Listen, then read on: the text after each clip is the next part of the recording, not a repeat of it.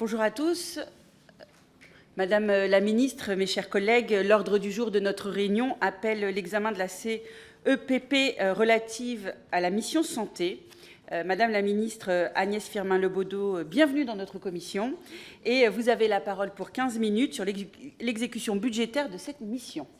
Sans plus tarder, je vous laisse la parole.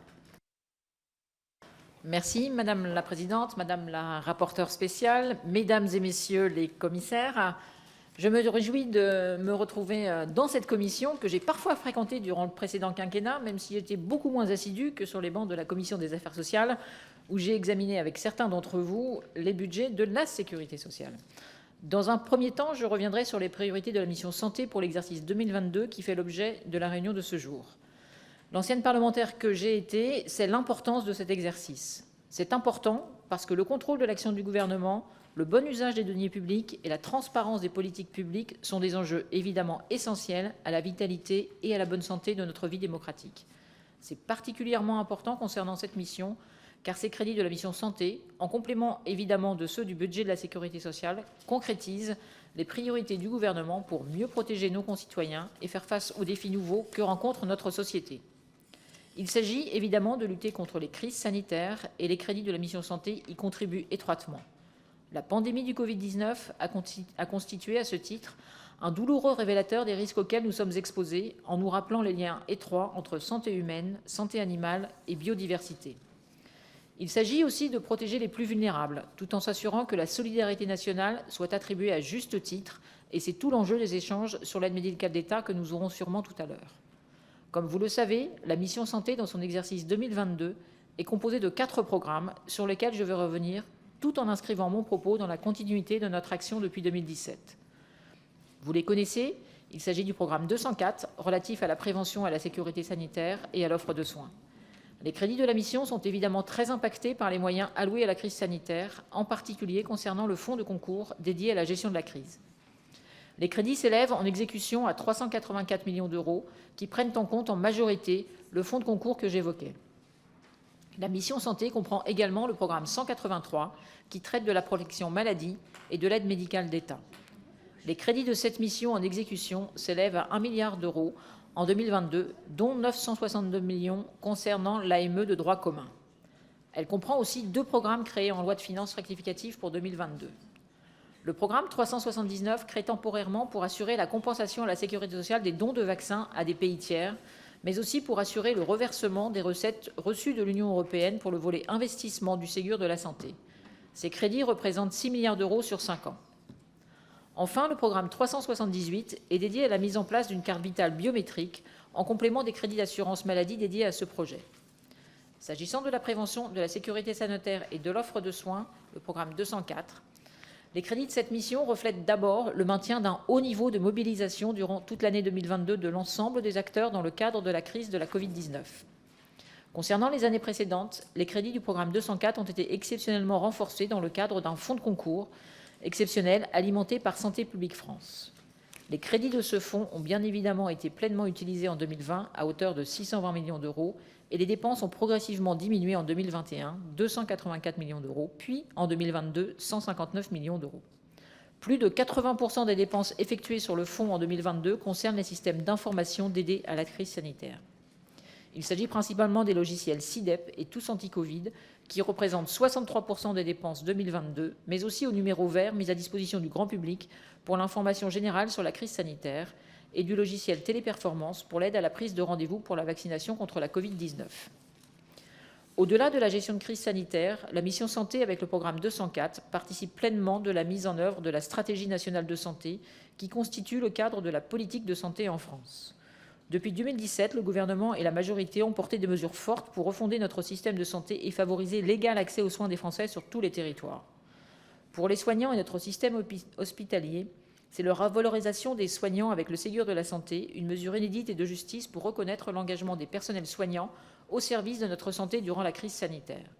Ce sont également les 19 milliards d'euros d'investissement dans le système de santé pour améliorer la prise en charge des patients et le quotidien des soignants, associé à une reprise de la dette des hôpitaux pour leur redonner de la visibilité.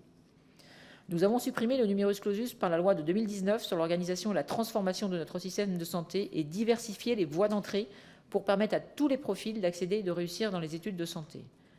Nous avons agi avec la loi RIST de 2021 pour lutter contre l'intérim médical et portons des mesures fortes de simplification de l'accès aux soins avec une répartition des compétences et un accès renouvelé à certains professionnels de santé. Notre ambition, c'est également de replacer le patient au cœur du système de santé tout en reconnaissant le rôle majeur et décisif des territoires. Reconnaître le rôle majeur et décisif des territoires pour faire émerger des solutions issues des initiatives locales et avec l'ensemble des acteurs concernés. C'est la philosophie que nous portons dans le cadre du CNR en santé, dont l'acte 2 a été lancé le mois dernier par François Braun et moi-même. Ce programme nous permet en outre de déployer une politique ambitieuse en matière de prévention. Vous le savez, la prévention constitue l'un des piliers de la refondation du système de santé que nous menons. Les nombreuses actions que nous avons engagées depuis le début du quinquennat et plus largement depuis 2017 en témoignent. Cette prévention, qui a été érigée au rang de priorité nationale jusque dans l'intitulé de notre ministère, s'incarne dans des objets très concrets. À l'automne, nous déploierons notamment les nouveaux rendez-vous de prévention aux âges clés de la vie. Ces rendez-vous prévus au PLFSS 2023 constitueront un marqueur fort de notre action et s'accompagneront d'une politique d'aller vers spécifique qui devra nous permettre de toucher les personnes les plus éloignées du soin. C'est une priorité. Toujours dans cette logique d'accélération en matière de prévention, des mesures importantes ont été prises en matière de dépistage et de vaccination. D'une part, l'élargissement du dépistage sans ordonnance, prise en charge à 100% pour les moins de 26 ans, à d'autres IST que le VIH. D'autre part, l'extension de la compétence vaccinale, prescription et administration aux sages-femmes, infirmiers, pharmaciens. Cette mesure doit nous permettre d'améliorer rapidement et massivement notre taux de couverture vaccinale. Dans la même optique, comme annoncé par le président de la République le 28 février dernier, nous lancerons dès la rentrée prochaine la première campagne de vaccination généralisée et gratuite pour les élèves de 5e, filles et garçons, contre les infections à papillomavirus. Il s'agit du principal facteur de risque du cancer de col de l'utérus. L'enjeu de santé publique est donc majeur. Par ailleurs, nous avons une préoccupation constante de lutter contre toutes les addictions, en particulier l'addiction au tabac, qui constitue la première cause de mortalité évitable et de mortalité par cancer en France. Après 2 années de stagnation, les prix du tabac sont à présent indexés sur l'inflation. L'augmentation du prix du paquet continue de constituer un outil important de prévention. Je ne peux parler de prévention sans évoquer les risques liés à l'environnement et à l'alimentation. Le programme national Nutrition Santé 4 pour la période 2019-2023 s'inscrit pleinement dans les orientations de la stratégie nationale de santé et traduit notre ambition forte sur ce sujet essentiel. L'objectif premier est d'encourager à se tourner vers une alimentation favorable à la santé tout en réduisant les inégalités de santé. Plusieurs leviers sont mobilisés comme le déploiement du Nutri-Score, à la fois au niveau français mais également dans d'autres pays européens, ou la publication à venir, comme le prévoit la loi Climat et Résilience, d'une stratégie nationale pour l'alimentation, la nutrition et le climat, la SNANC, à l'été 2023. Je pourrais citer d'autres actions soutenues par la mission santé, comme le plan national santé-environnement 4, lancé en 2021 à l'initiative des ministères chargés de la santé et de l'écologie. Il participe pleinement de cette même volonté de mieux prendre en compte les liens étroits qui existent entre la santé humaine, la santé animale et plus largement la santé des écosystèmes. C'est l'approche Une seule santé ou One Health que nous souhaitons porter. Les attentes citoyennes sont d'ailleurs au cœur de ce plan qui agit sur des sujets de préoccupation quotidienne des Français, comme les nuisances sonores, la qualité de l'air intérieur ou les punaises de lit. Je ne m'attarde pas sur le programme 183 sur lequel nous aurons l'occasion de revenir tout à l'heure. Je veux simplement vous redire une conviction forte. La mission santé reflète également l'engagement de fraternité envers les plus démunis qui sont au cœur de la promesse républicaine. Au-delà de constituer une mesure de santé publique essentielle de protection des populations, l'aide médicale d'État répond à cette exigence de solidarité et de générosité. Je vous remercie. Merci beaucoup, Madame la Ministre. La parole est désormais à Madame Véronique Louwagie, rapporteure spéciale pour la mission santé, à qui je donne tout de suite la parole. Merci, Madame la Présidente, Madame la Ministre, mes chers collègues. Je vous remercie, Madame la Ministre, pour cette présentation complète de la mission santé et de son exécution budgétaire au cours de l'année 2022. Je tenterai, Madame la Ministre, de compléter vos propos en mettant l'accent sur certains points de cette exécution 2022 qui me paraissent les plus importants. Comme vous le savez, la mission santé comprend les dépenses de santé qui ne figurent pas dans le budget de la sécurité sociale, même si vous avez fait des allusions finalement à ce qui se passait dans la sécurité et au niveau de la sécurité sociale. Les crédits de cette mission financent ordinairement la politique de modernisation de l'offre de soins et le pilotage de la politique de santé publique, il s'agit du programme 204, ainsi que l'aide médicale d'État et la contribution de l'État au fonds d'indemnisation des victimes de l'amiante, il s'agit du programme 183. Au cours de l'année 2022, la mission a connu un élargissement significatif de son périmètre par la création de 2 programmes qui ont fait plus que doubler les crédits initialement ouverts. Dans un premier temps, je souhaiterais formuler plusieurs observations à ce sujet. S'agissant du programme 378 tout d'abord, celui-ci a été créé et abondé de 20 millions d'euros en autorisation d'engagement et en crédit de paiement par un amendement sénatorial adopté dans le cadre de la loi de finances rectificative du mois d'août 2022. Les crédits ouverts sur ce programme devaient permettre de financer la création de la carte vitale biométrique. À titre personnel, je considère qu'il est essentiel qu'une réflexion soit menée à ce sujet. Néanmoins, en tant que rapporteur spécial de la mission santé, je constate qu'une telle mesure aurait dû relever du budget de la sécurité sociale et non de celui de l'État. Le programme a finalement été fortement sous-exécuté, puisque seulement 4,3 millions d'euros ont été consommés, c'est-à-dire 21,5% des crédits ouverts. Ce programme n'a d'ailleurs pas été reconduit dans la loi de finances initiale pour 2023. J'ai bien noté que les corps d'inspection sont actuellement mobilisés pour produire une étude d'impact sur la mise en place de la carte vitale biométrique. Je souhaiterais que les conclusions du rapport, qui sera remis prochainement, ainsi que les suites que vous entendez leur donner, soient communiquées au Parlement afin que nous puissions débattre de façon éclairée sur ce sujet. Je sais également que les professionnels de santé ont été consultés. Madame la ministre, pourriez-vous nous préciser quelle est la position de ces professionnels au sujet de la mise en place d'une carte vitale biométrique? Maintenant, quelques mots sur le programme 379. Celui-ci a été doté de 1 338 millions d'euros en autorisation d'engagement et crédit de paiement par la loi de finances rectificative du 1er décembre 2022, soit un montant supérieur au crédit ouvert en loi de finances initiale 2022 sur la mission santé. Ce programme vise, d'une part, à compenser à la sécurité sociale le coût des dons de vaccins contre la Covid-19 effectués au profit de pays tiers et, d'autre part, à assurer le reversement à la sécurité sociale des recettes de la Facilité pour la relance et la résilience européenne afin de compenser les dépenses d'investissement en faveur du système de santé au titre du plan France Relance. Les crédits de ce programme ont été consommés dans leur totalité. Alors, si je comprends l'intérêt de reverser des crédits à la sécurité sociale en passant par un programme budgétaire et non par l'affectation d'une fraction de TVA, cela en facilite le pilotage. Néanmoins, je crois que ces crédits auraient pu relever plus logiquement d'autres missions, comme par exemple la mission Aide publique au développement et la mission Plan de relance. Je considère que ces ouvertures de crédits significatives en cours de gestion, a fortiori sur de nouveaux programmes, nuisent finalement à la lisibilité de la mission santé qui finance déjà des actions assez composites. J'en viens désormais aux 2 autres programmes de la mission santé, les programmes que nous retrouvons de manière habituelle. S'agissant du programme 183, je constate que les dépenses d'aide médicale d'État, AME de droit commun, s'élèvent à 943,8 millions d'euros et celles relatives au dispositif AME soins urgents à 70 millions d'euros. Les autres formes d'AME ont représenté une dépense de 0,5 million d'euros. Nous aurons l'occasion de revenir sur ces différents dispositifs qui constituent une partie de l'offre de soins dispensés aux étrangers en situation irrégulière lorsque je présenterai mes travaux dans quelques instants. J'ajouterai simplement une observation que je formule à l'occasion de chaque examen des crédits de la mission santé depuis que j'en suis la rapporteure spéciale depuis quelques années maintenant.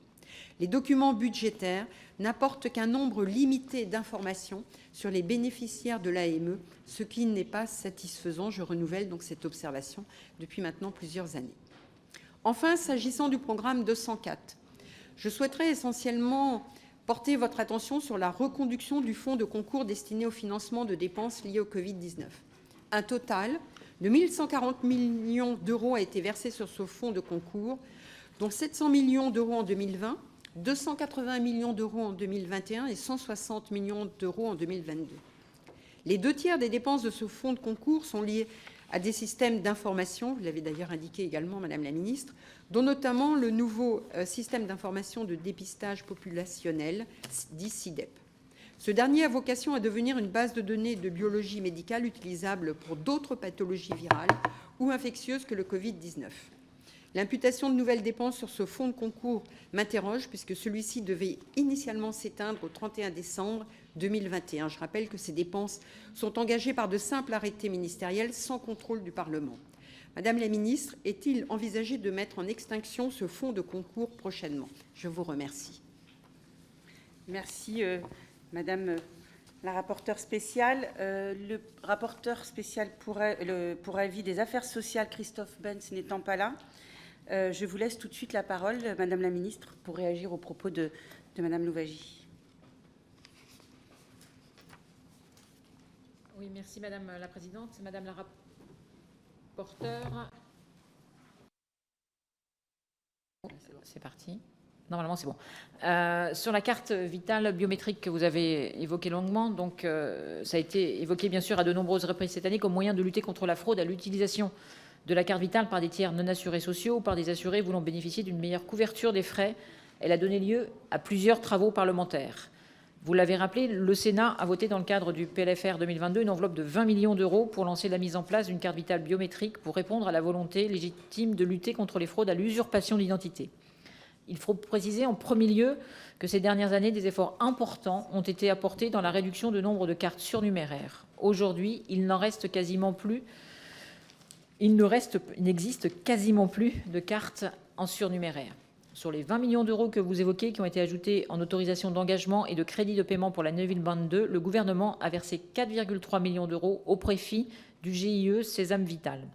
Ils financeront la totalité des dépenses engagées par le GIE portant sur l'utilisation de la biométrie dans les moyens d'identification électronique des assurés sociaux dans le cadre du projet Appli Carte Vitale, qu'il s'agisse d'études, de développement informatique ou de coûts de déploiement.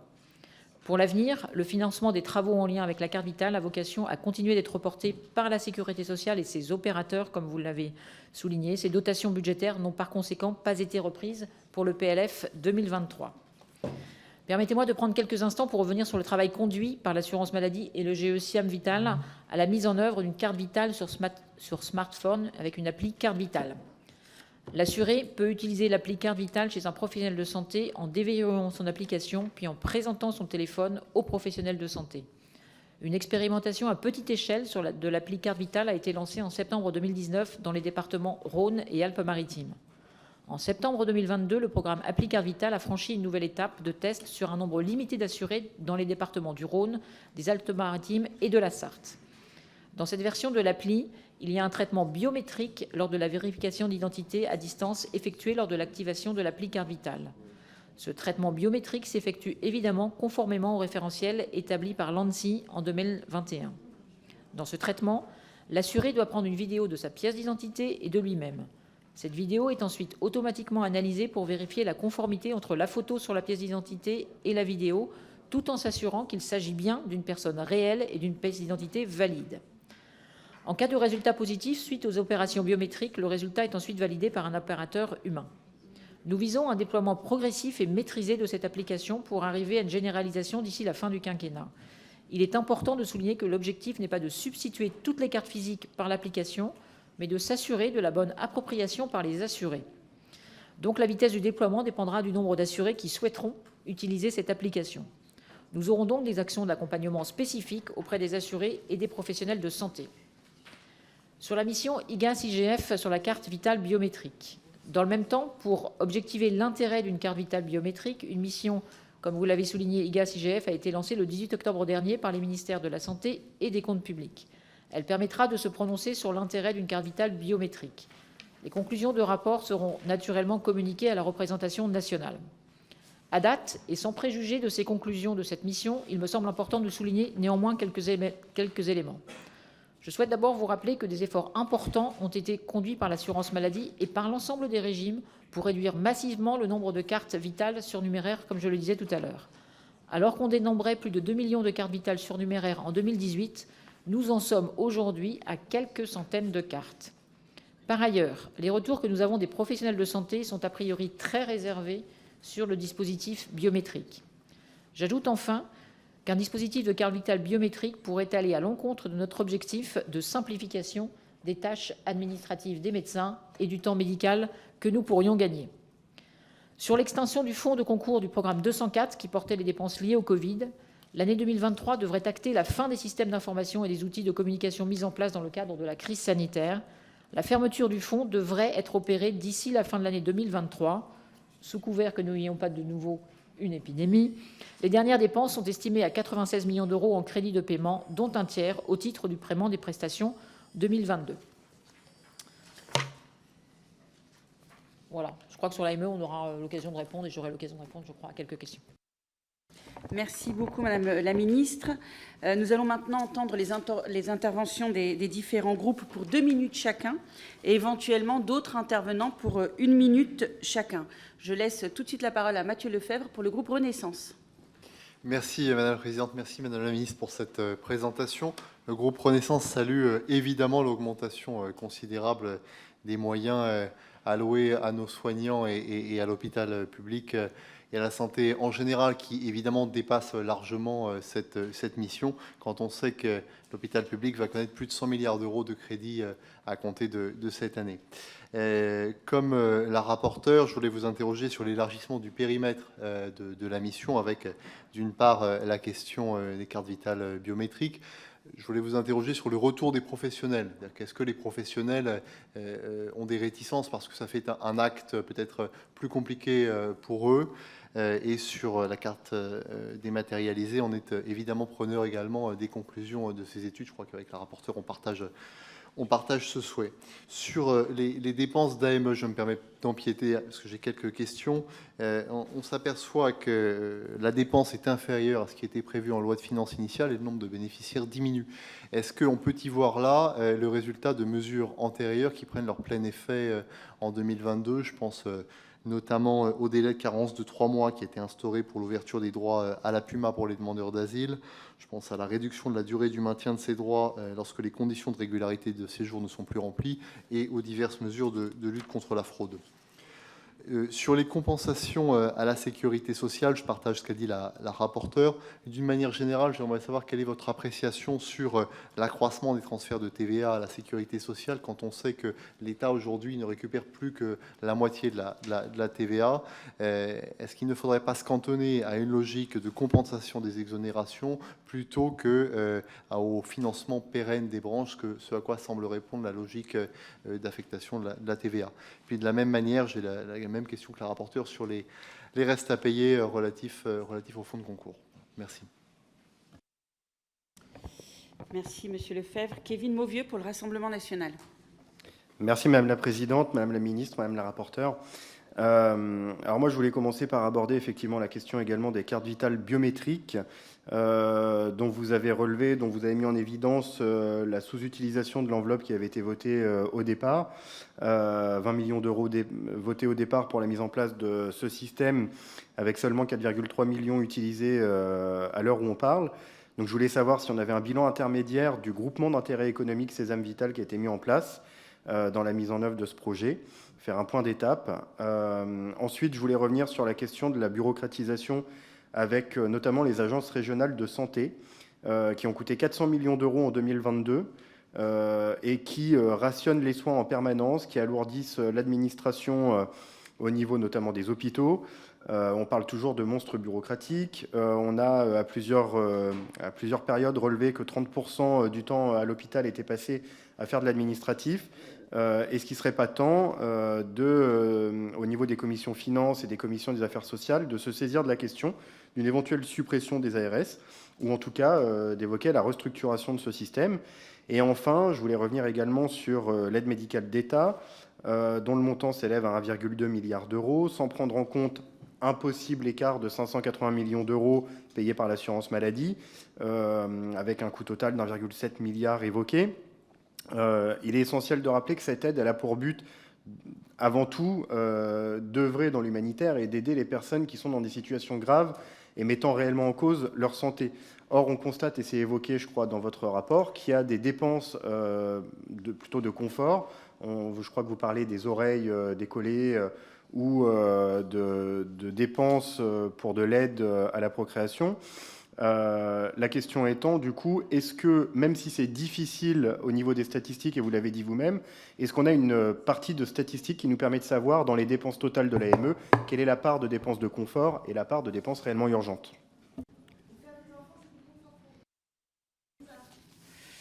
Pour la France Insoumise, la parole est à Damien Maudet.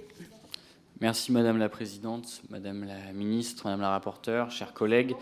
Je me permets, c'est une mission essentielle avec des points, une mission budgétaire essentielle avec des points importants sur l'AME, les cartes, tout ce qui a été évoqué. Mais c'est vrai, je vais me permettre un petit crochet parce que c'est vrai que quand on a face à nous une ministre déléguée au ministère de la Santé, on ne peut pas s'empêcher de voir l'énorme éléphant qu'il y a dans la pièce.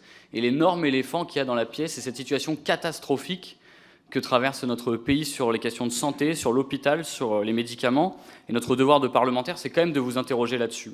Quand François Braun est arrivé au ministère de la Santé, il nous a dit en novembre, il est arrivé avant, mais en novembre, il nous a dit dans 6 mois, ça ira mieux. Nous sommes arrivés au bout des 6 mois. Au bout des 6 mois, on a des fermetures de services. Les régulateurs du 15 sont en grève et on a des pénuries de médicaments. C'est les antiépileptiques, les antibiotiques, on pourrait aussi citer le paracétamol.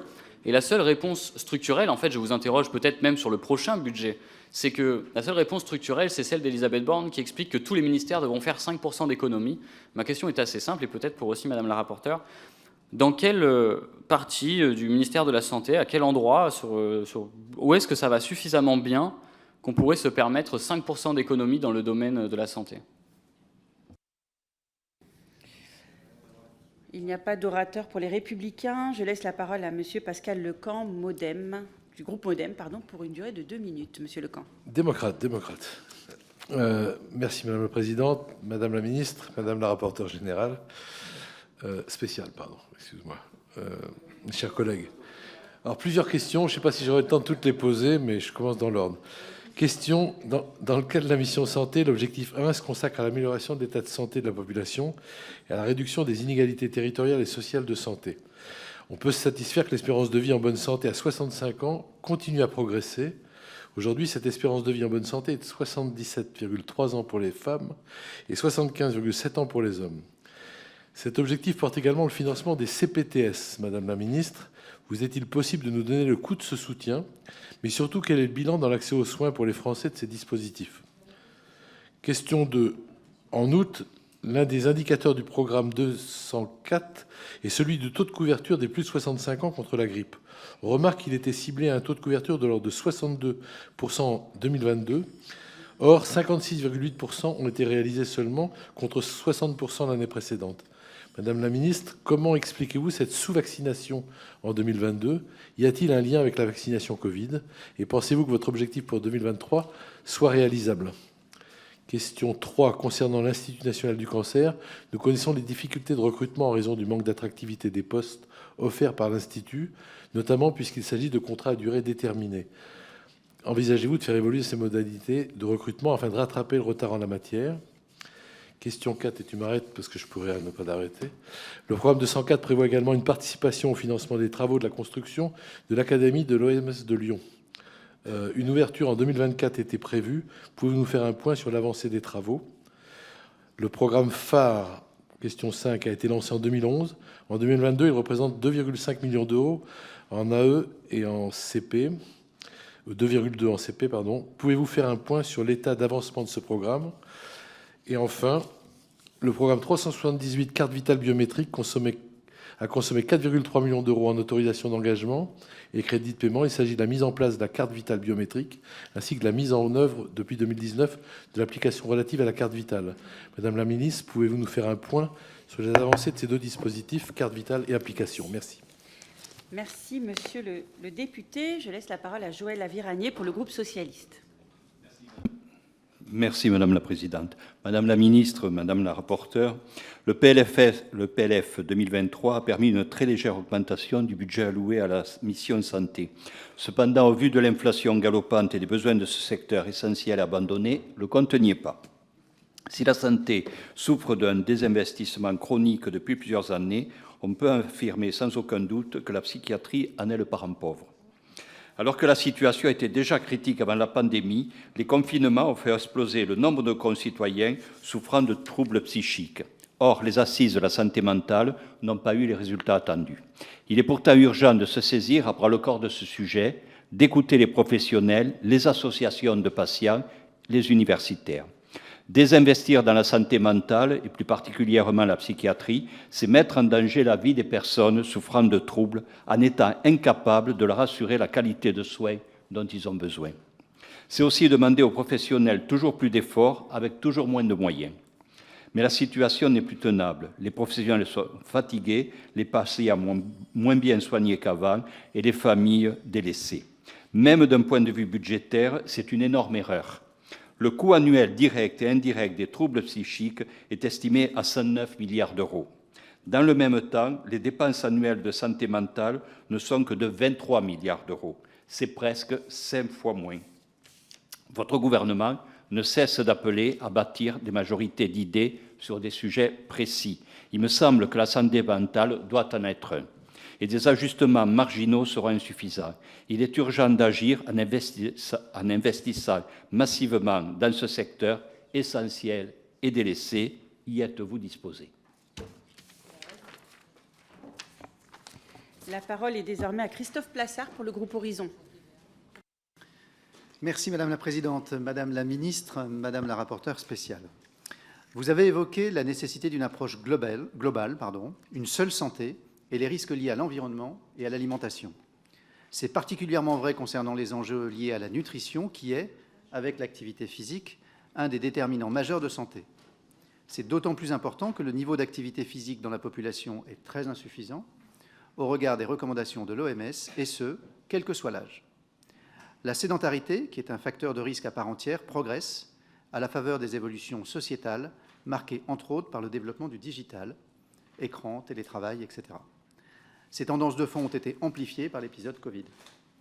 Cet impératif a encore été renforcé avec la crise sanitaire, qui a eu des effets aggravants avec le confinement et l'impossibilité de pratiquer une activité sportive suivie, et ce, pendant plusieurs mois.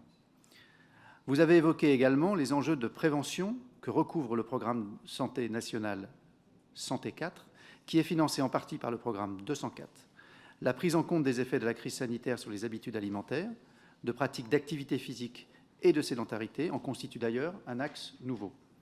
Pourriez-vous nous en dire davantage sur l'action du gouvernement à ce sujet et l'articulation entre le programme national Nutrition Santé 4 et la mise en œuvre de la future stratégie nationale pour l'alimentation, la nutrition et le climat, SNANC, prévue par la loi Climat? Je vous remercie. La parole est désormais à Sébastien Pétavy pour le groupe écologiste. Merci Madame la Présidente, Madame la Ministre, Madame la Rapporteure, chers collègues. Le sujet de l'exécution du budget de la mission santé est l'occasion de voir si l'État financeur est à la hauteur de la promesse de dignité assurée par et grâce à notre système de soins et tous ses acteurs. Sans protection sociale effective et sans couverture maladie, la qualité de notre système de santé n'est pas assurée. C'est parce qu'il est généreux et efficient qu'il fonctionne encore et le plus souvent. Nous avons fait face à la crise du Covid grâce à la solidarité, la vaccination et le soin, laisser des trous béants dans notre protection maladie à un coût. Transmission de virus, maladie, décès, incapacité, anxiété. Nous ne nous en sortirons dignement que par le collectif. J'en viens donc à mes questions. Concernant le programme Protection Maladie 193, le rapport commun IGF-IGA de 2019 précise que l'essentiel de l'AME était une nécessité pour l'hôpital public. Si vous supprimez ou rendez ingérable l'AME, c'est possiblement du non-recours par inertie que vous suscitez. C'est aussi et surtout de la dette hospitalière qui va s'accumuler, faute d'avoir un système assurant la solvabilité des intéressés. En France, on soigne, peu importe notre couverture maladie. C'est notre honneur. Dans le cas inverse, ce sont donc des situations alarmantes qui nous attendent du côté des hôpitaux d'Île-de-France, de PACA et de Nouvelle-Aquitaine. Quid aussi des personnes qui sont hors du canal carte vitale et de sa puce? Le même rapport indique que cette situation est génératrice d'une moindre coordination entre les professionnels, faute de circulation de l'information. Où en est-on sur le sujet? Sur le non-recours, la LFR2, votée en décembre, a annulé un certain nombre de crédits dans ce programme Protection Maladie. En enlevant 6% du budget à l'AME, on suscite une entaille à la situation des institutions du soin et des patients. Certes, vous n'êtes pas de ceux qui veulent une suppression sèche et irresponsable. Cela suscite des inquiétudes légitimes et soulèvent des doutes sur lesquels j'aimerais avoir votre éclairage. Je vous remercie. Personne pour le groupe GDR, donc je laisse la parole à Monsieur Charles de Courson pour le groupe Lyot. Merci Madame la Présidente. Madame la Ministre, 3 remarques. D'abord, sur les indicateurs de performance de la mission qui sont particulièrement défaillants dans la présentation des RAP. 4 indicateurs ne sont pas renseignés, et pas des moindres. Je pense à la part de la population se déclarant en bonne santé, l'autre indicateur sur l'espérance de vie en bonne santé, ainsi que l'indicateur sur le taux de participation au dépistage du cancer colorectal, et enfin, la prévalence du tabagisme quotidien. D'autres indicateurs voient leurs résultats particulièrement inquiétants. Je pense au taux de couverture vaccinale contre la grippe chez les seniors, dont l'écart à la cible 2022 est de 5 points. Et le fait que 30% des décisions présentées aux victimes de pathologies graves le sont après le délai légal de 6 mois. Alors, Madame la Ministre, quand aurons-nous les résultats pour les 4 indicateurs non servis et comment entendez-vous nous expliquer la détérioration de certains d'entre eux? Deuxième partie, quelle suite entendez-vous donner aux recommandations de la Cour des comptes relatives au programme 378 et 379 ? Pour tout vous avouer, sur le 378, je suis de ceux qui ont beaucoup de questions sur la carte vitale biométrique, puisque chacun sait que les fraudes supposent une complicité entre un acteur de santé et la personne soignée. Et donc, qui est une photo sur la carte vitale, je ne vois pas très bien comment ça réduirait ces détournements de carte vitale. Voilà. Mais enfin, j'ai cru comprendre que vous vous en remettiez à la sagesse du rapport de l'inspection des finances qui doit sortir assez rapidement. Madame la Ministre, on parlait du printemps de cette année. Bon. Et j'ai cru comprendre que vous aviez aussi certaines interrogations. Bon, je les partage avec vous si tel est le cas, mais je pense que ce sera une nouvelle dépense pour pas grand-chose. Bon, sur le 379, qui compense donc assez le coût des dons de vaccins des pays étrangers et qui gère 1,3 milliard, est-ce que vous êtes d'accord avec les préconisations de la Cour des comptes? J'en ai fini, Madame la Présidente. Merci, Monsieur de Courson. Je vais laisser la parole à Madame la Ministre. J'ai un inscrit pour le moment. Est-ce qu'il y a d'autres inscrits pour poser des questions, Madame Amiot? Alors, si vous en convenez, je vais peut-être prendre aussi Madame Amiot tout de suite.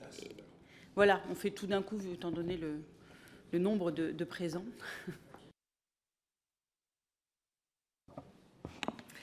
Merci Madame la Présidente, Madame la rapporteure, Madame la Ministre. Suite à la hausse de 12% de l'aide médicale d'État, vous souhaitez réguler les dépenses en luttant contre les détournements.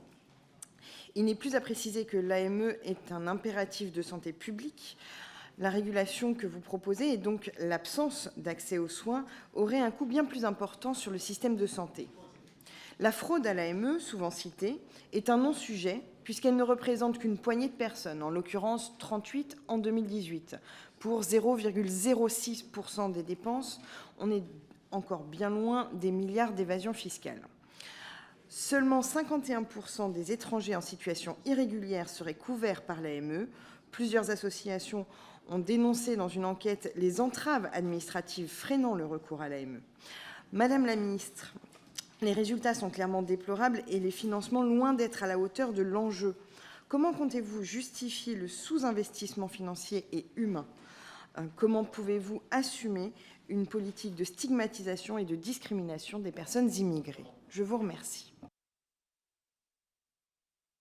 Madame la Ministre, je vous laisse répondre aux intervenants des différents groupes. Merci Madame la Présidente. Je ne vais pas répondre à la dernière question, juste redire la dernière phrase de mon propos liminaire. Je veux simplement vous redire une conviction forte. La mission santé reflète également l'engagement de fraternité envers les plus démunis, qui est au cœur de la promesse républicaine. Ça, c'était la réponse à la dernière intervention. Sur les questions concernant l'AME, je vais essayer de faire, si vous voulez bien, une réponse globale. Concernant l'AME et plus largement le programme 183, les écarts entre la loi de finances initiale et l'exécution du bilan de compte ne s'expliquent pas, comme on pourrait le croire, par une baisse du nombre de bénéficiaires. Le nombre de bénéficiaires de l'AME a augmenté de 6,3% entre 2021 et 2022. Au 31 mars 2022, l'AME bénéficiait à 388 320 personnes, tandis qu'au 30 septembre 2022, qui correspond vraiment aux dernières données disponibles à ce jour, 403 144 personnes étaient bénéficiaires de l'AME de droit commun. Excusez-moi, Madame la Ministre, de vous interrompre. On aura dans un deuxième temps de la discussion sur la mission l'évaluation du coût des soins dispensés aux étrangers en situation illégale. Et donc, il y a plusieurs questions qui vont aussi arriver sur l'AME. Donc, juste vous alerter de cela pour vous organiser dans les réponses. Et alors, sachez que vous serez à nouveau interpellé sur ce sujet. En partie pour répondre à la dernière intervention. Alors, je vais répondre sur la carte vitale biométrique. Et on viendra donc à l'AME, si vous voulez, après globalement. Redire donc que les 20 millions comme je l'ai dit tout à l'heure, qui ont été ouverts en LFR à l'été 2022 ont été consommés à hauteur de 4,3 millions pour la mise en place et l'expérimentation de l'application GIE Sésame Vital. Ils financeront la totalité des dépenses engagées par le GIE Vital portant sur l'usage de la biométrie dans les moyens d'identification électronique des assurés sociaux dans le cadre de ce projet Appli Carte Vitale, qu'il s'agisse d'études, de développement informatique ou des coûts de déploiement. Pour l'avenir, le financement des travaux en lien avec la carte vitale a vocation à continuer d'être porté, je le redis, par la sécurité sociale et ses opérateurs. Ces dotations budgétaires n'ont par conséquent pas été reprises pour le PLF 2023. Sur la mise en œuvre de cette dématérialisation, comme je l'évoquais en réponse à la rapporteure spéciale, cette expérimentation lancée en 2019 et ralentie par la crise sanitaire est toujours en cours et a été élargie à d'autres départements. Il est encore vraiment trop tôt à ce stade pour en tirer des conclusions avant toute éventuelle généralisation. Et je rappelle que la mise en place et le déploiement est sur la base du volontariat et ne supprimera pas la carte vitale dont nous nous servons actuellement. Sur les ARS, ce n'est pas tout à fait l'idée de la mission, mais je vais quand même vous répondre. Les ARS, et pour avoir travaillé sur ce sujet et avoir commis un rapport d'évaluation avec Jean-Carl Grelier, sur les ARS, l'enjeu est de renforcer l'échelon départemental et de renforcer la proximité des délégations départementales auprès des acteurs des territoires, que ce soit à la fois des élus et des professionnels de santé et des établissements hospitaliers sociaux et médico-sociaux. Je tiens, et puisque vous m'en donnez l'occasion, à saluer leur travail durant la crise sanitaire. C'est un maillon essentiel de l'organisation de notre système de santé. Et ils ont, contrairement à ce que vous dites, ils ont déjà fait beaucoup d'efforts concernant la baisse des emplois et que peut-être ils en ont trop fait d'efforts et que l'enjeu est peut-être de renforcer, je le redis, cet échelon départemental. Pour répondre sur l'AME et les actes non essentiels, je rappelle que le panier de soins a été modifié en 2020.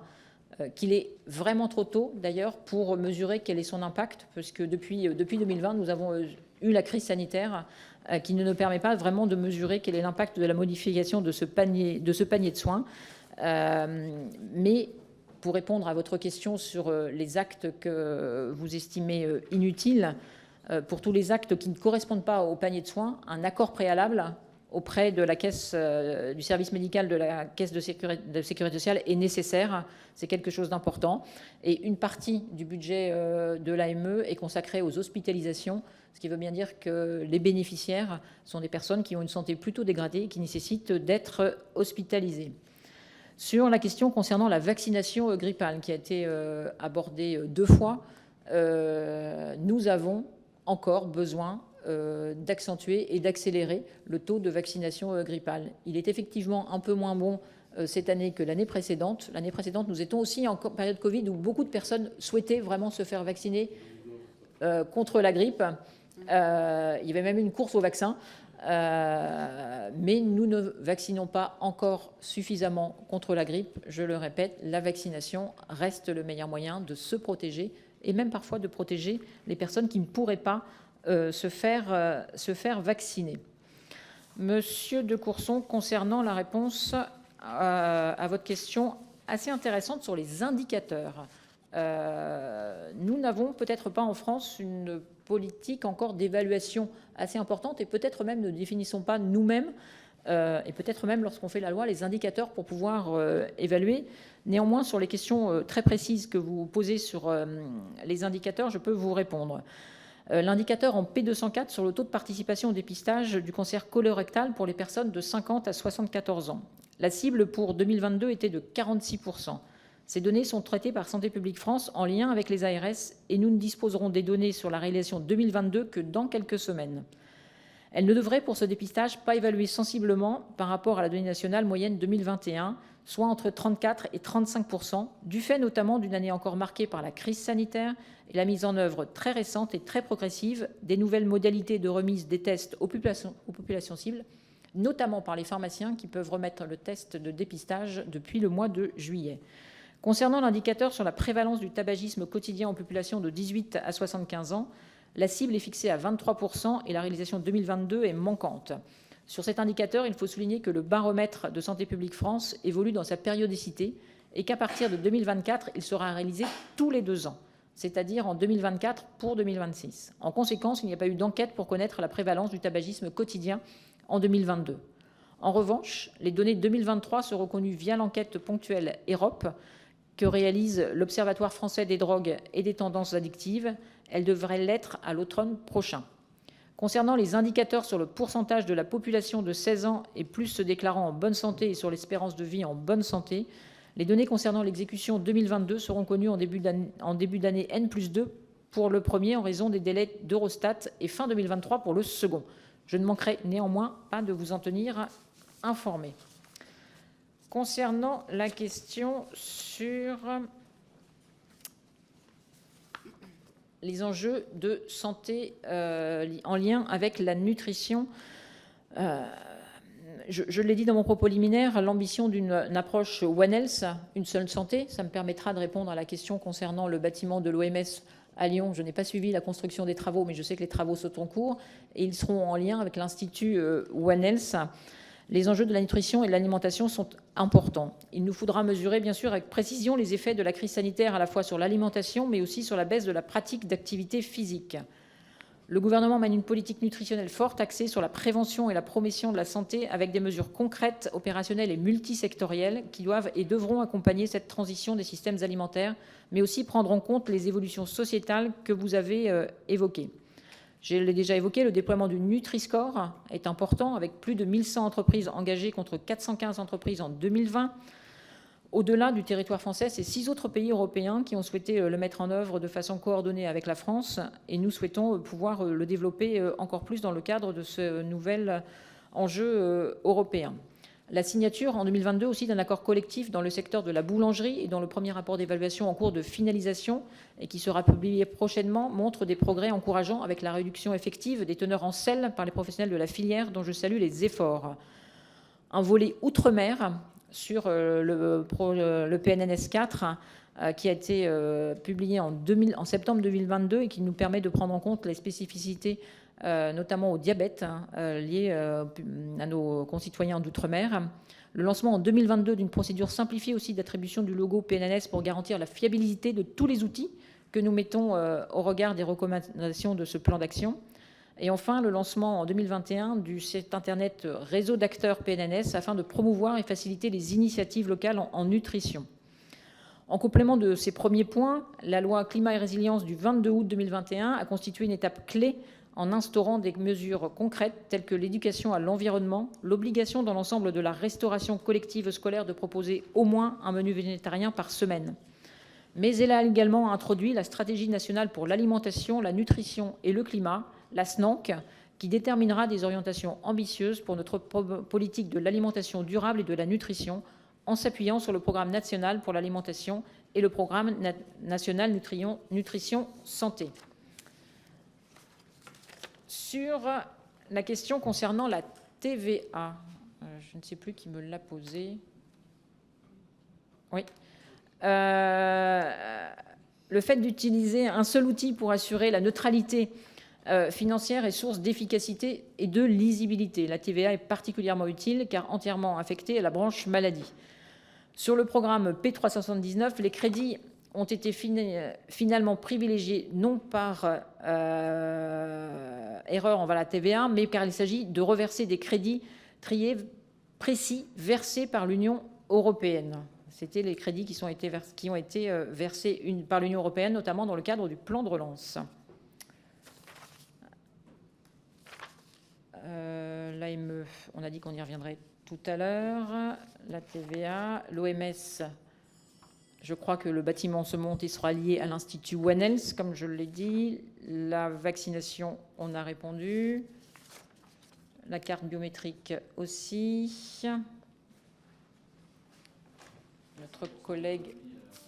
Notre collègue sur la santé mentale n'est plus là, donc je ne vais pas lui répondre à sa question. Sur les questions concernant la CPTS, vous dire que l'objectif et le Tour de France qui est en cours est d'arriver à 100% de couverture de notre territoire par les communautés professionnelles territoriales de santé. C'est un intérêt fort de coordination entre les professionnels de santé. Elles ont d'ailleurs participé vraiment très fort à la vaccination et à la mise en place de la vaccination en lien avec les collectivités pour la vaccination Covid. Elles sont très fortement impliquées dans le plan souhaité par le président de la République pour faire en sorte que nos concitoyens qui ont une pathologie chronique, donc sous ALD, sans médecin traitant, puissent en avoir un avant la fin de l'année. Elles organisent la prise en charge des soins non programmés, notamment le déploiement des services d'accès aux soins, les fameux SAS. Voilà ce que je pouvais vous dire sur les CPTS. Et comment ? Fin 2023. Donc c'est bientôt. L'idée, c'est qu'elle le soit avant la fin de l'année. Nous en sommes à 68%. J'étais dans la Marne il n'y a pas très longtemps, c'est-à-dire lundi. Nous en sommes actuellement à 68%. L'idée est d'arriver à 100% à la fin de l'année 2023. C'est un objectif ambitieux. C'est pour ça que nous avons lancé le Tour de France des CPTS, mais nous en serons assez proches, car il y a une très forte adhésion des professionnels et de tous les professionnels. C'est bien là un moyen de faire travailler les professionnels entre eux dans l'intérêt de la prise en charge de nos concitoyens. Je crois avoir répondu aux questions posées concernant la mission santé, bien sûr. Nous sommes dans le cadre de la mission santé, l'évaluation de l'effectuation du budget 2022 de la mission santé. On verra ce sujet lors des discussions du projet de loi de finances. Je n'ai pas répondu sur phare, Madame la Présidente. D'accord. Sur le projet phare. Donc sur les 5%, on aura cette discussion plus tard dans le cadre du PLF et PLFSS. Du PLFSS 2024. 24, exactement. Sur phare, donc il s'agit d'une stratégie pluriannuelle avec des vrais impacts sur 25 milliards d'euros d'achats hospitaliers, près de 3 milliards de gains réalisés depuis 2012, 8000 acheteurs formés impliqués dans cette communauté et de nouveaux projets portés, notamment dans l'aide aux achats innovants avec l'aide de start-up ou dans des achats impact, la valorisation dès l'achat de critères de qualité sur le parcours de soins. Donc ce programme porte plutôt ses effets et les effets qui étaient recherchés.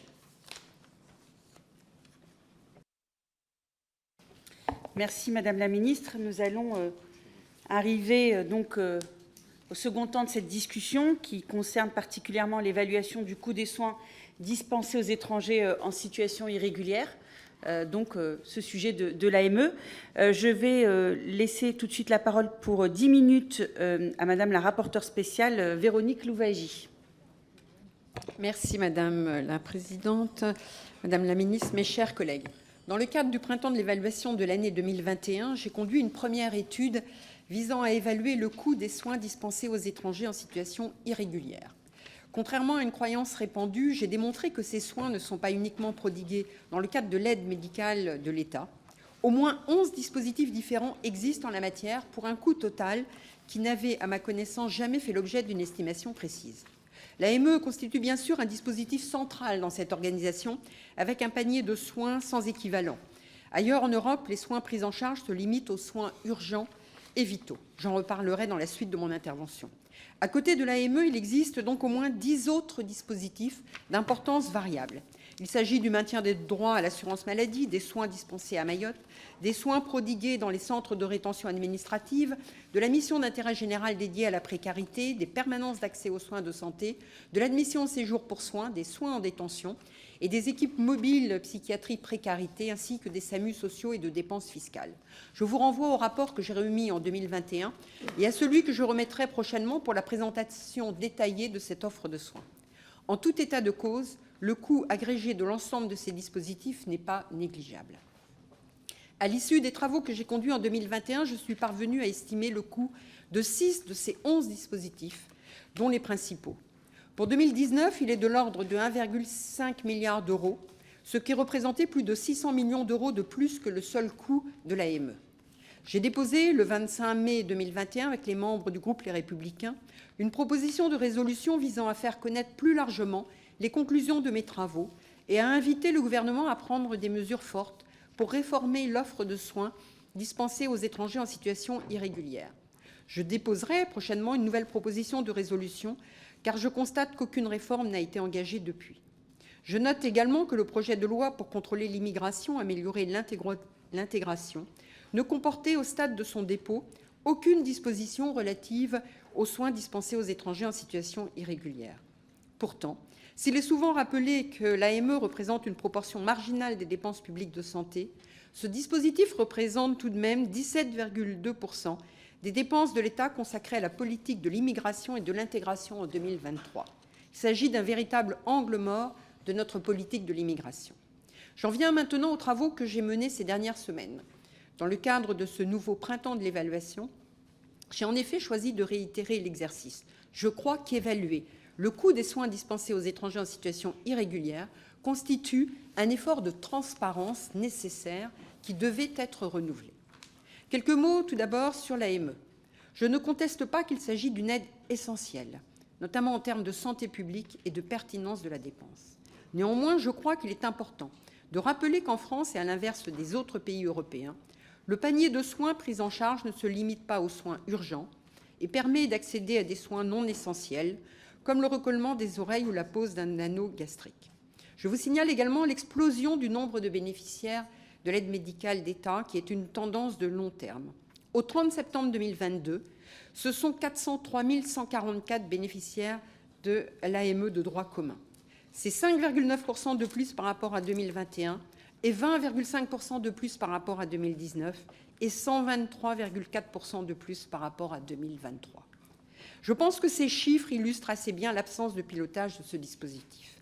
S'agissant du montant de la dépense d'AME, j'ai souhaité tenir compte dans mes estimations des frais de gestion qui sont considérables et bien plus élevés que d'autres dispositifs, ainsi que des créances irrécouvrables des établissements de santé, c'est-à-dire des dettes laissées par les étrangers en situation irrégulière. La dépense d'AME représenterait ainsi une dépense d'environ 1,2 milliard d'euros en 2022. Je tiens à préciser que cette estimation, qui est plus élevée que la seule dépense retracée sur la mission santé, s'appuie sur le travail que les corps d'inspection ont conduit sur l'AME en 2019. J'en viens désormais au dispositif de maintien des droits expirés à l'assurance maladie. Ce mécanisme permet à un étranger dont le titre de séjour arrive à son expiration de bénéficier d'une prolongation automatique de son droit à l'assurance maladie pendant 6 mois, afin de couvrir un éventuel retard dans le traitement de sa demande de renouvellement de titre de séjour. En 2021, j'avais souligné que les conditions d'accès à ce dispositif étaient beaucoup trop souples. En effet, le Code de la sécurité sociale n'impose pas d'engager une démarche de renouvellement pour en bénéficier, ce qui, je pense, devrait être réformé. J'ai noté au cours de mes travaux que la Caisse nationale d'assurance maladie avait intensifié les contrôles opérés, ce qu'il faut saluer. Les résultats de ces contrôles sont éclairants. 22,5% des dossiers clôturés à l'issue de ces contrôles concernent des bénéficiaires du dispositif de maintien des droits expirés qui étaient dans l'incapacité d'attester de la régularité de leur situation. Ils auraient donc dû relever de l'AME. En appliquant ce ratio à l'ensemble des 877 830 dossiers qui seront contrôlés, ce sont 197 512 étrangers qui auraient dû être soignés au titre de l'aide médicale d'État entre fin 2019 et début 2023, soit environ 580 millions d'euros qui n'ont pas été pris en compte dans la dépense d'AME. Cela n'est pas acceptable.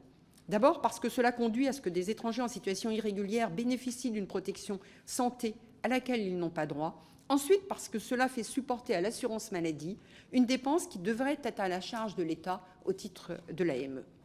Enfin, quelques mots sur la procédure d'admission au séjour pour soins, qui me semble insuffisamment connue et dont le coût est sans doute très élevé, même s'il est malheureusement impossible de l'évaluer précisément.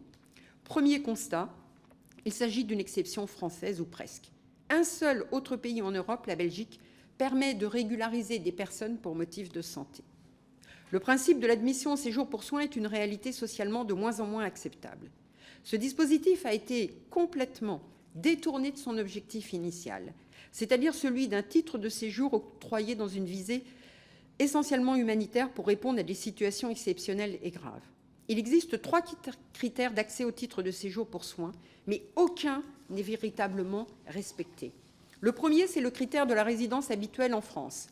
En 2022, le nombre de demandeurs dont l'entrée sur le territoire est inférieur à 12 mois s'élève à 3 222, soit 13,3% du total des demandes déposées. Il existe une dérogation au critère de résidence habituelle introduite par décret. Je recommande de l'abroger et d'inscrire dans la loi une condition de durée de résidence minimale de 2 ans sur le territoire français pour limiter les abus. Le deuxième critère est celui de l'exceptionnelle gravité de la pathologie. L'Office français de l'immigration et de l'intégration, OFII, évoque dans son dernier rapport au Parlement la banalisation de ce critère. Par exemple, il peut arriver, même si ces cas ne sont heureusement pas majoritaires, qu'une femme bénéficie au titre de séjour pour soins pour obtenir une PMA en France. Je recommande de préciser dans la loi que le pronostic vital de la personne doit être engagé à court terme afin de limiter ces dérives inacceptables. Le dernier critère est celui de l'absence d'accès effectif du soin dans le pays d'origine. Cette condition n'est pas opérante dans les faits. L'OFII m'a indiqué que des Suisses, des Américains ou encore des Canadiens déposaient chaque année des demandes d'admission au séjour pour soins et en bénéficiaient.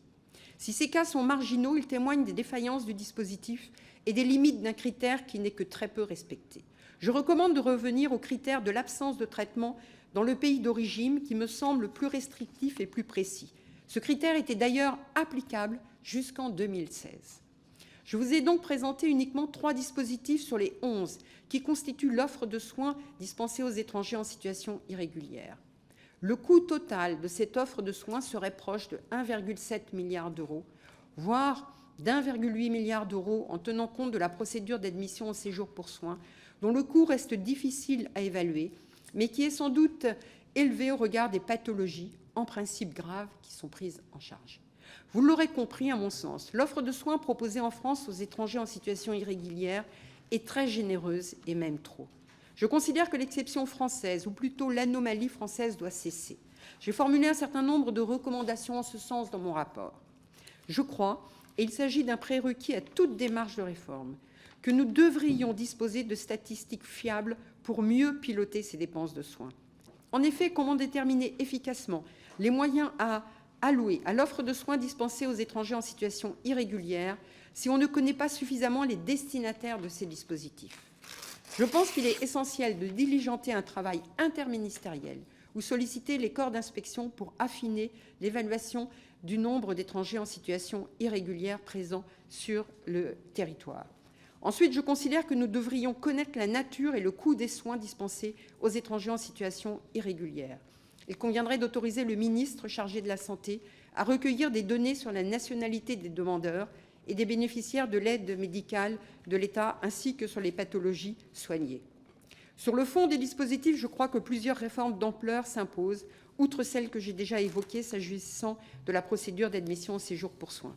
Concernant l'AME, je crois que l'AME de droit commun devrait être limitée aux soins urgents et à ceux liés à la lutte contre les pandémies, à la grossesse et aux vaccinations obligatoires afin d'aligner la situation française sur celle des autres pays européens. J'estime qu'il faudra également réformer la protection santé des demandeurs d'asile provenant de pays d'origine sûrs. Je vous ai donc exposé quelques exemples de réformes qui permettraient de mieux maîtriser le coût des soins dispensés aux étrangers en situation irrégulière. Pour conclure, Madame la Ministre, j'ai 2 interrogations. Une première, est-il prochainement envisagé d'autoriser le recueil des données sur la nationalité des demandeurs et des bénéficiaires de l'AME, ainsi que sur les pathologies soignées? Et que proposez-vous pour réformer la procédure d'admission au séjour pour soins qui laisse place à trop de dérives, qui sont d'ailleurs détaillées dans le dernier rapport au Parlement de l'OFII. Je vous remercie. Merci, Madame la rapporteure. Je vais laisser la parole à Madame la ministre. Merci, Madame la présidente, Madame la rapporteure. Merci pour ce travail. Je vais répondre à vos deux questions et avant apporter quand même 2-3 réponses et redire que depuis 2020, le panier de soins a largement et très largement été diminué. Vous nous demandez de recentrer l'AME sur les seuls soins urgents. Est-il d'abord uniquement sur le plan de la santé, mais votre axe est aussi sur le plan économique, est-il préférable de prendre en amont et de soigner une angine plutôt que d'attendre que cette angine se transforme en phlegmon? Sur le plan de la santé, j'ai aucun doute. Sur le plan économique, non plus. Vous nous demandez d'exclure du panier de soins certains gestes médicaux. Là aussi, vous savez bien que les travaux ont été faits en 2001 et que la liste des gestes, elle ne peut pas être exhaustive ni pertinente, d'ailleurs au regard des problématiques personnelles et individuelles des patients. Et comme j'ai eu l'occasion de le dire tout à l'heure, il est plutôt pertinent et proposé de soumettre à accord préalable des prestations, même au-delà des 9 mois, vous le savez. L'évaluation individuelle de la pertinence de la demande de soins serait ainsi réalisée par des médecins conseils de l'assurance maladie. Après, vous avez eu deux questions auxquelles je peux répondre sur les dépenses d'AME, le pilotage.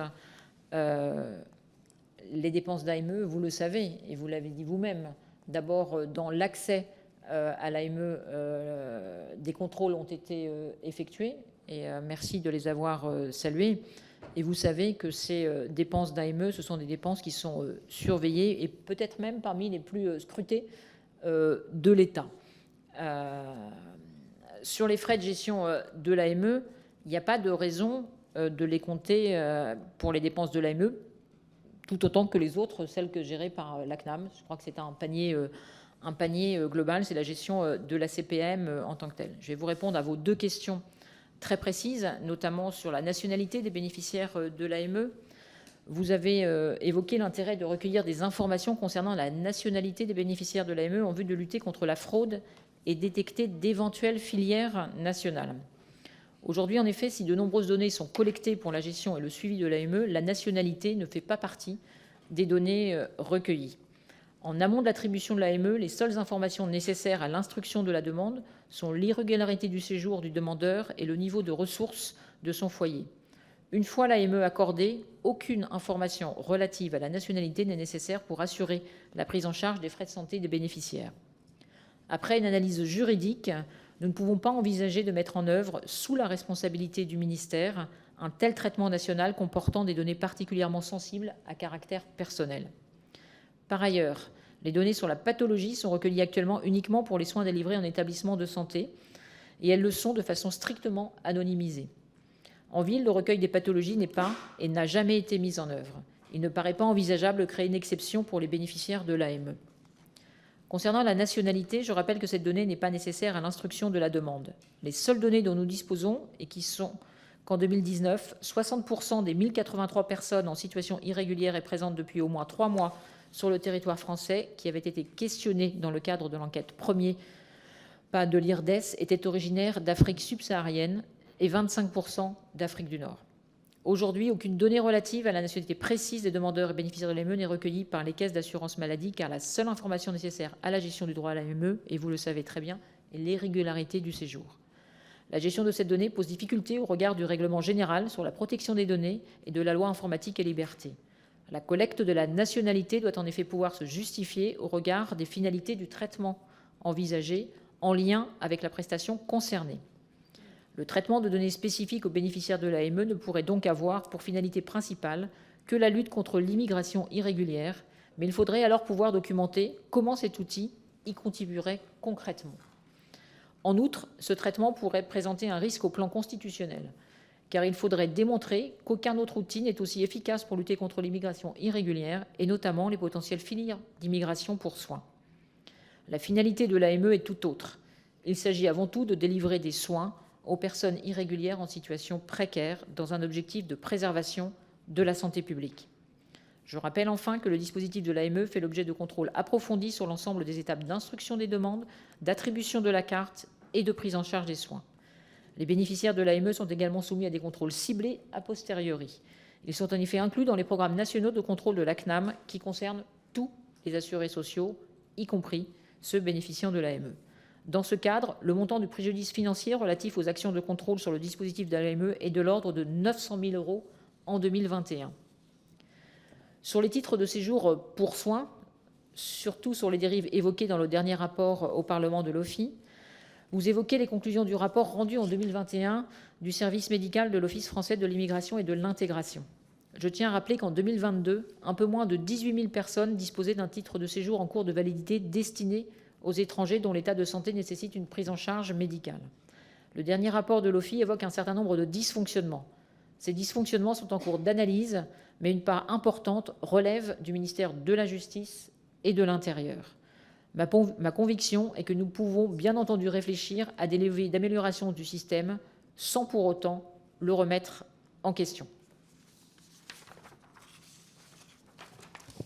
Merci beaucoup, Madame la Ministre. Nous allons passer aux orateurs de différents groupes. Nous allons commencer par le groupe Renaissance et je laisse la parole pour 2 minutes à Monsieur Benoît Mourmet.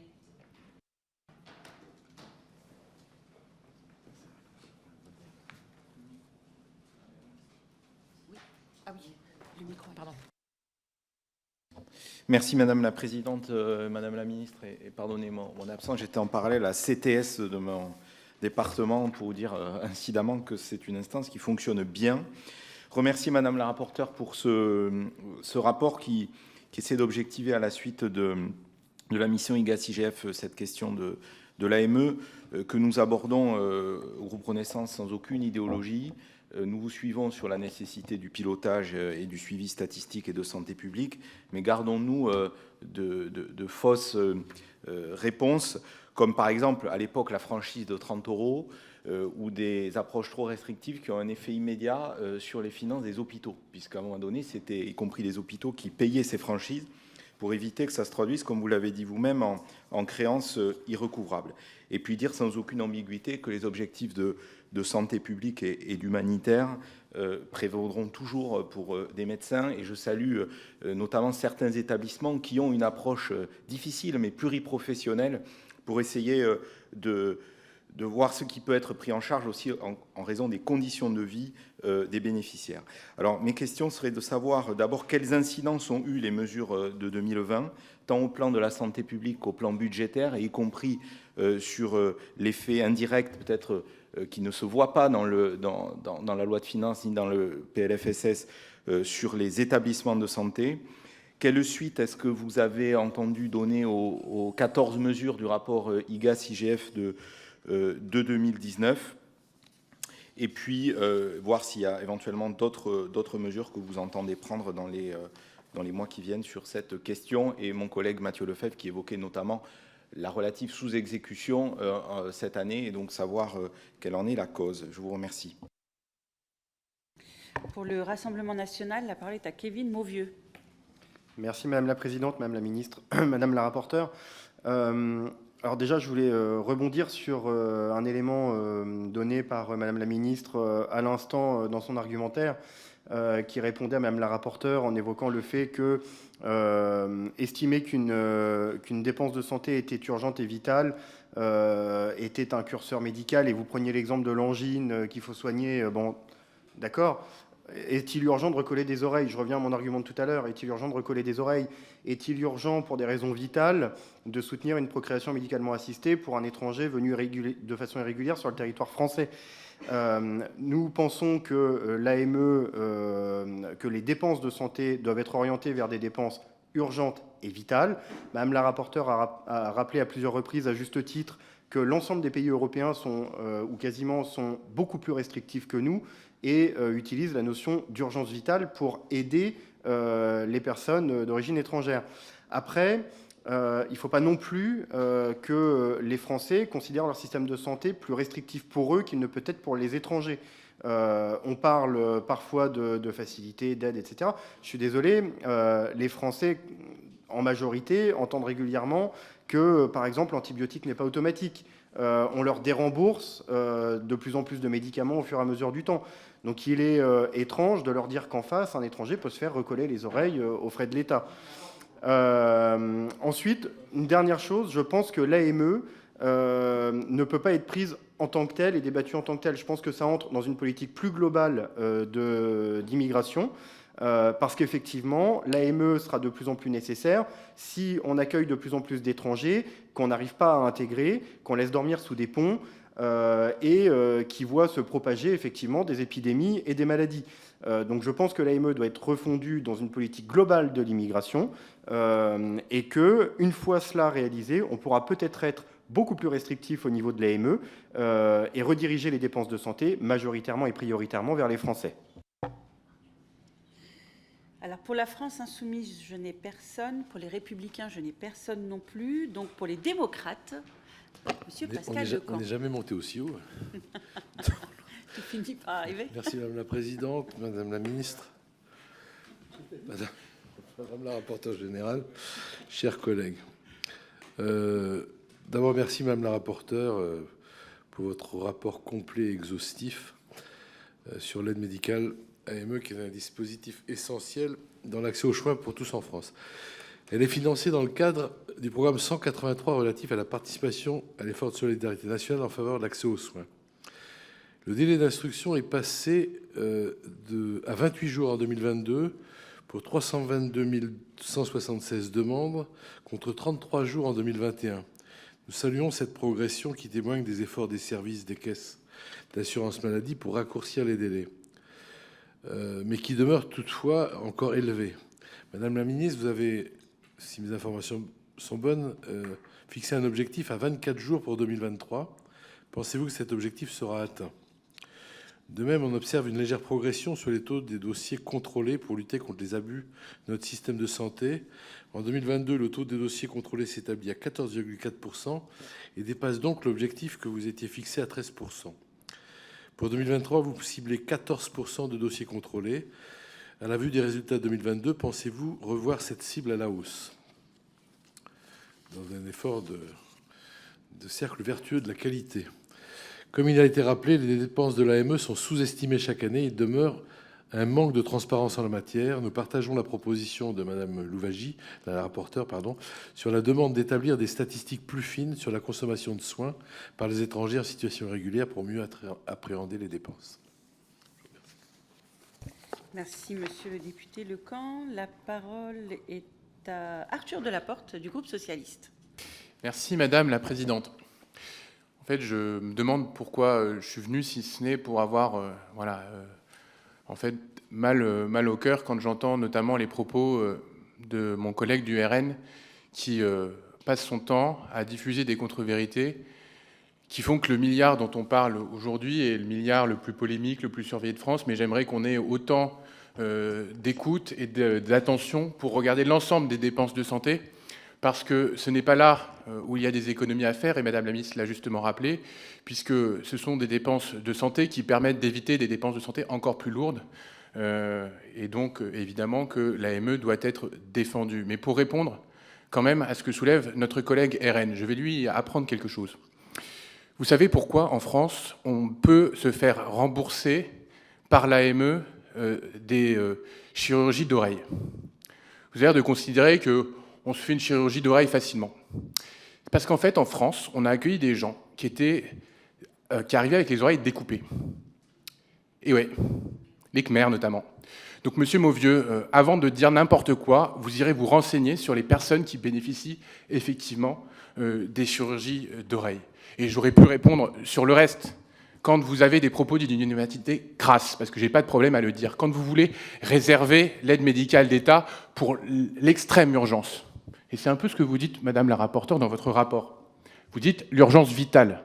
Mais qu'est-ce que c'est que l'urgence vitale? Ça veut dire que les personnes, il faut qu'on attende qu'elles soient au bord de la mort pour se dire que l'État va les empêcher de mourir?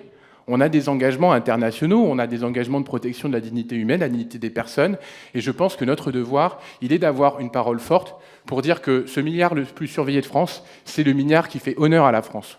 C'est le milliard qui nous permet de dire que, quel que soit son statut, on a des droits, et notamment un droit fondamental à la santé. Alors que la droite sénatoriale, notamment, veut supprimer l'aide médicale d'État, je pense que notre responsabilité, c'est de tenir un contre-discours en disant que l'aide médicale d'État, c'est l'honneur de la France. Merci.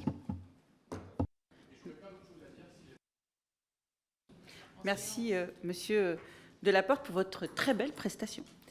Je laisse tout de suite la parole à mon collègue du groupe Horizon, Christophe Plassard. Madame la présidente, madame la ministre, madame la rapporteure spéciale, de nouveau, merci.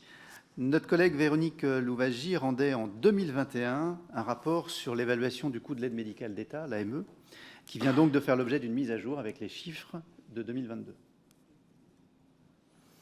En l'occurrence, le coût réel de l'AME en 2022 est estimé à 1,2 milliard d'euros, un montant qui se destine à augmenter dans les années à venir au regard de la hausse constante du nombre de bénéficiaires sur les dernières années, avec 20% de bénéficiaires en plus entre les années 2019 et 2022.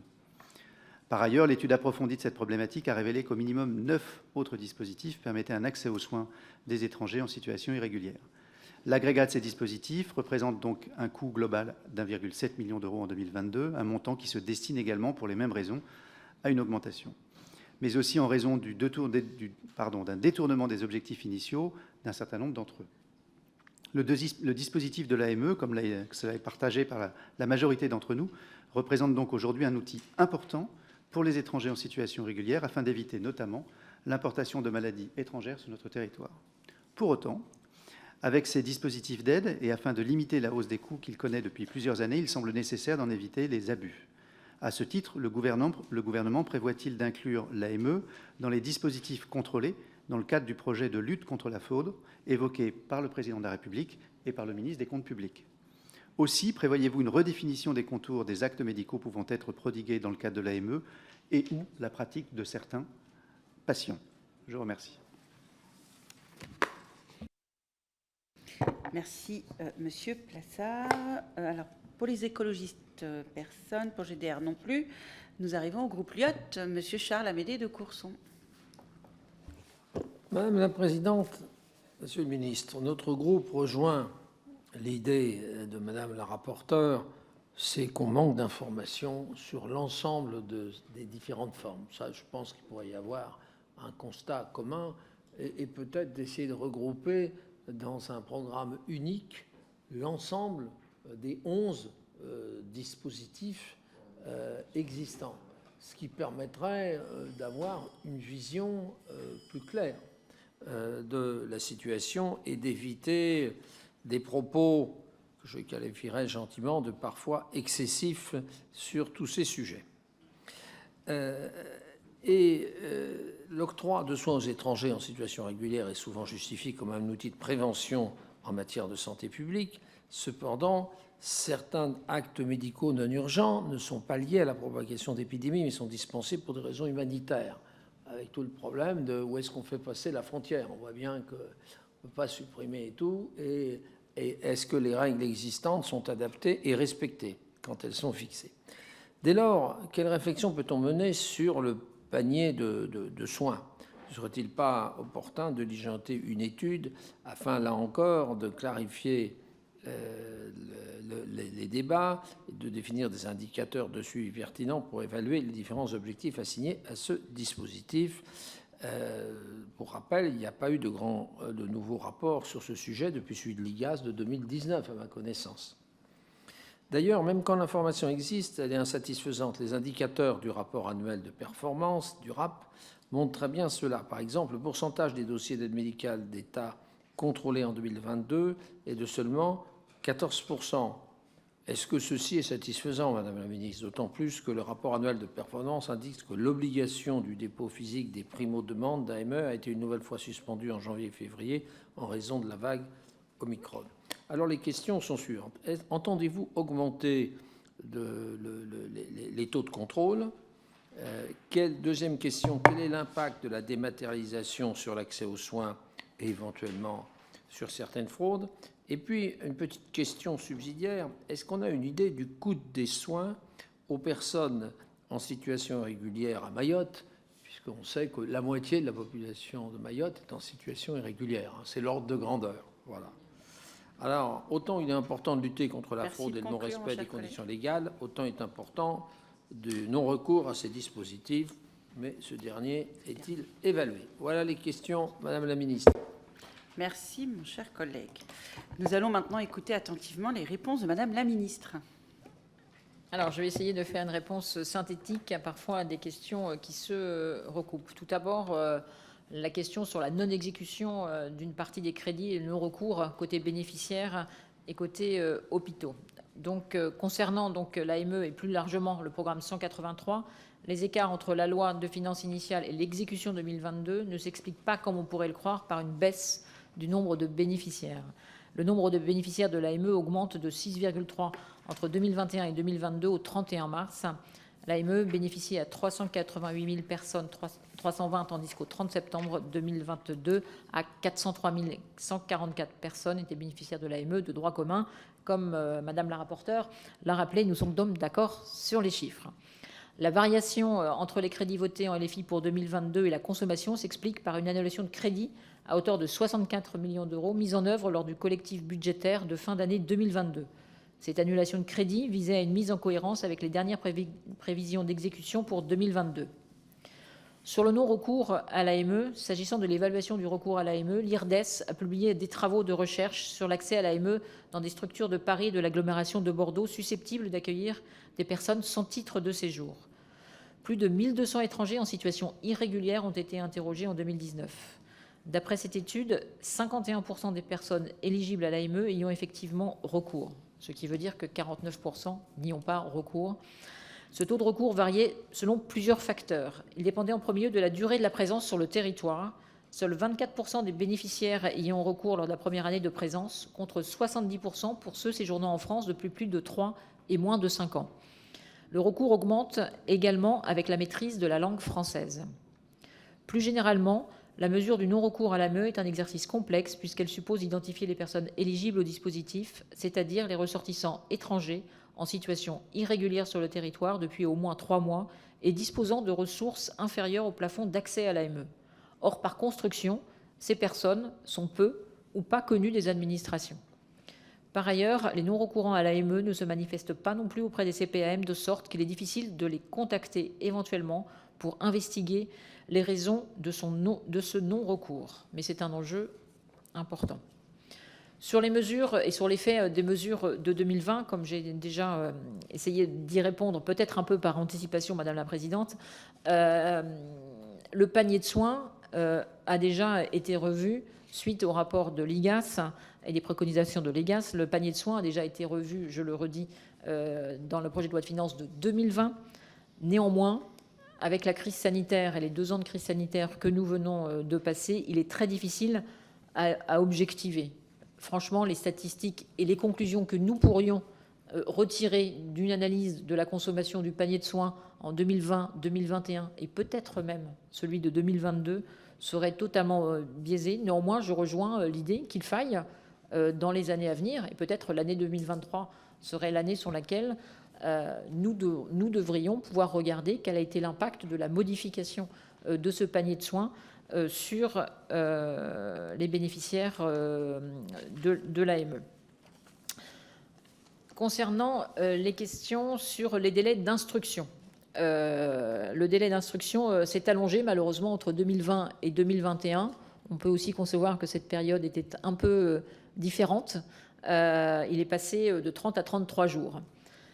Notamment aussi avec l'impact de ce que nous avions modifié, les nouvelles réglementations et les nouveaux contrôles.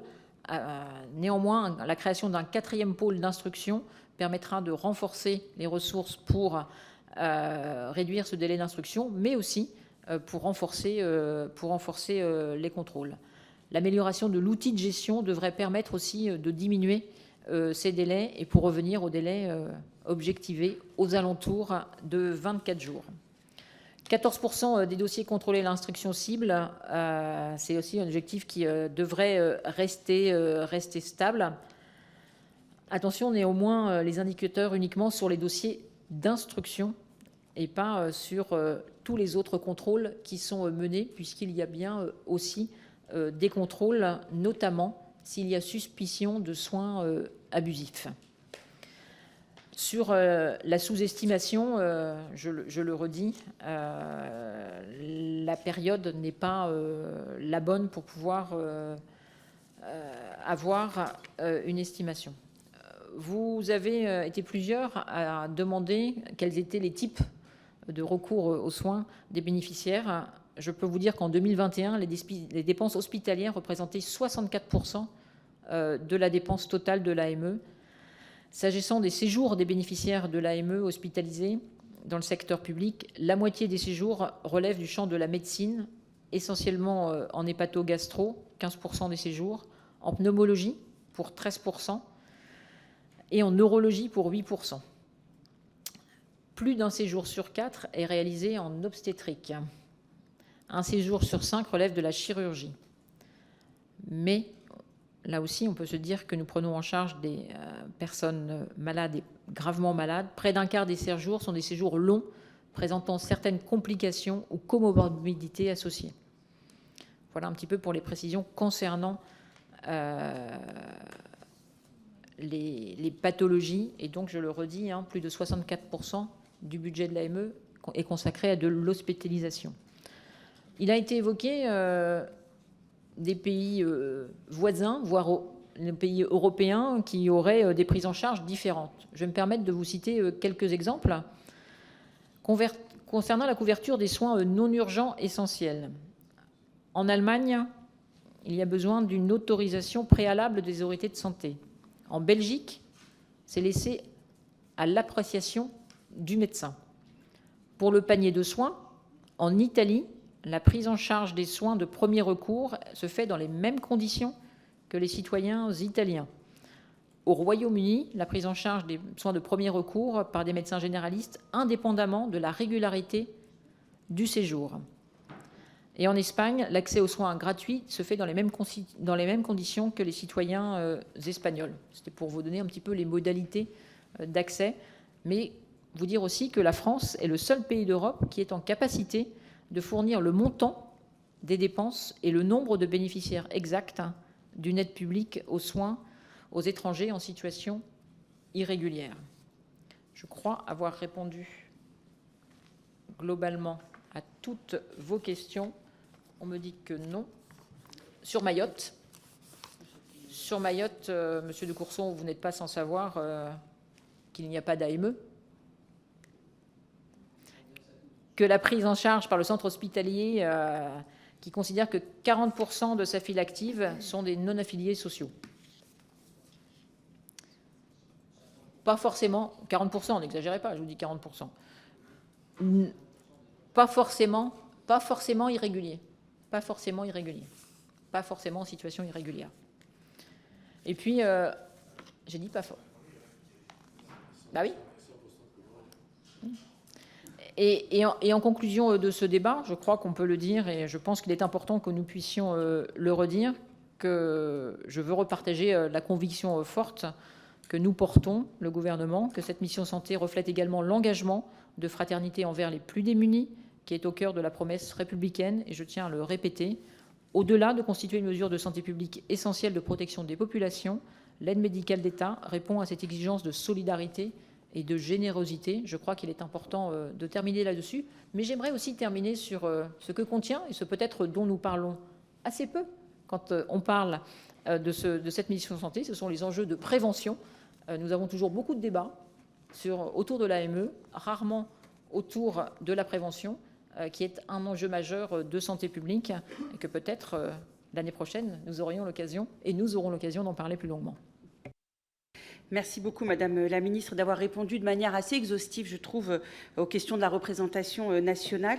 Merci aussi d'avoir déconstruit certaines idées reçues sur l'AME et de relativiser parfaitement le fantasme de ce milliard d'euros qui, quoi que l'on en dise, révèle avant tout et au-dessus de tout notre humanité. Il en va évidemment de l'honneur de la France. Peut-être laisser la parole à Madame la rapporteure spéciale si elle souhaite conclure avant l'examen des travaux. Et ne bougez pas parce qu'il va falloir que vous adoptiez la possibilité de publier ce rapport d'information. Donc ne bougez pas, restez dans la salle. Je laisse la parole tout de suite à Véronique Louwagie.